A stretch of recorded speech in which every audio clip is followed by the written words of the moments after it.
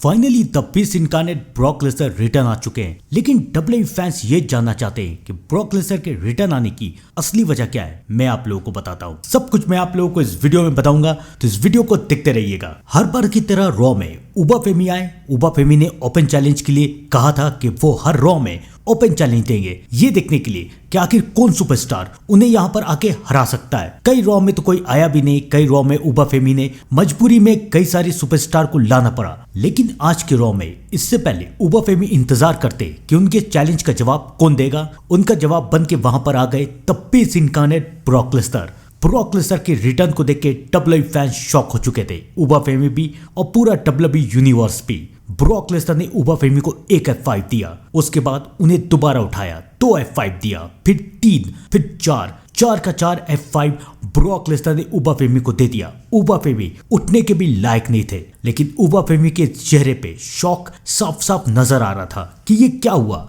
Brock Lesnar तो retire होके जा चुके थे, तो फिर ब्रॉक लेसनर डब्ल्यूडब्ल्यूई में वापस कैसे आ गए? वो तो रेसलमेनिया में रिटायर होके जा चुके थे। सारे डब्ल्यूडब्ल्यूई फैंस को ऐसा ही लगा था। उन्होंने अपना ग्लव्स उतार दिया, अपने जूते उतार दिए। सबको ऐसा लगा था कि ब्रॉक लेसनर अब जा चुके हैं, तो फिर ये क्या था? लेकिन ये सवाल सिर्फ उबा फेमी के दिमाग में नहीं, बल्कि एडम पियर्स के भी दिमाग में था। बैक स्टेज में एडम पियर्स बहुत गुस्से में थे। उन्हें जानना था कि ये क्या हुआ। उन्होंने ब्रॉक लेसनर के रिटायरमेंट पेपर को तैयार कर लिया था, तो फिर ये कैसे हुआ? ब्रॉक लेसनर रिटायर क्यों नहीं हुए? एडम पियर्स बहुत गुस्से में थे और तब एडम पियर्स के पास आए पॉल हेमन। एडम पियर्स ने पॉल हेमन से पूछा कि ये सब क्या हो रहा है? मैंने ब्रॉक लेसनर के पेपर को तैयार किया है, ब्रॉक लेसनर को अब डब्ल्यूडब्ल्यूई में नहीं होना चाहिए, और वो यहाँ पर आता है उबा फेमी के ऊपर हमला कर देता है। ऐसा वो क्यों कर रहा है? तब एडम पियर्स को पॉल हेमन ने ये बताया कि ब्रॉक लेसनर वही करता है जो वो चाहता है, और अब ब्रॉक लेसनर कुछ और चाहता है। ब्रॉक लेसनर ये चाहता है कि वो क्लैश इन इटली में उबा फेमी के साथ फाइट करे। ब्रॉक लेसनर ने पेपर साइन कर दिए हैं। क्लैश इन इटली का कॉन्ट्रैक्ट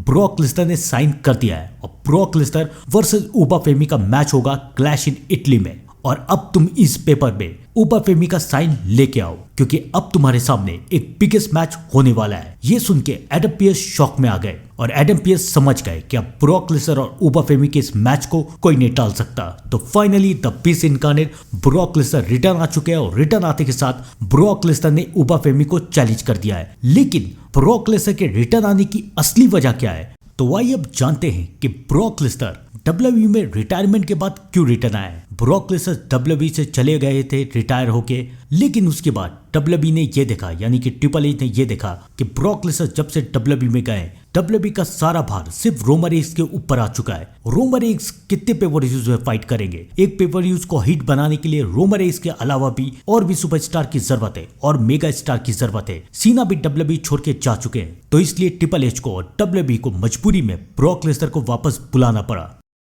क्योंकि ट्रिपल एच को डब्ल्यूडब्ल्यूई को अच्छा करना है। तो इसलिए वो ब्रॉक लेसनर और रोमन रेंस को तब तक जाने नहीं दे सकते जब तक कोई सुपरस्टार उनके टक्कर का खड़ा नहीं हो जाए। तो इसलिए ब्रॉक लेसनर को बुलाना पड़ा रिटायर होने के बाद भी। और अब ब्रॉक लेसनर लंबे टाइम तक डब्ल्यूडब्ल्यूई में रहेंगे, एटलीस्ट समर स्लैम तक तो जरूर रहेंगे। आपको क्या लगता है कि क्या होगा? कमेंट करके जरूर बताइएगा। तब तक के लिए thank you and good bye.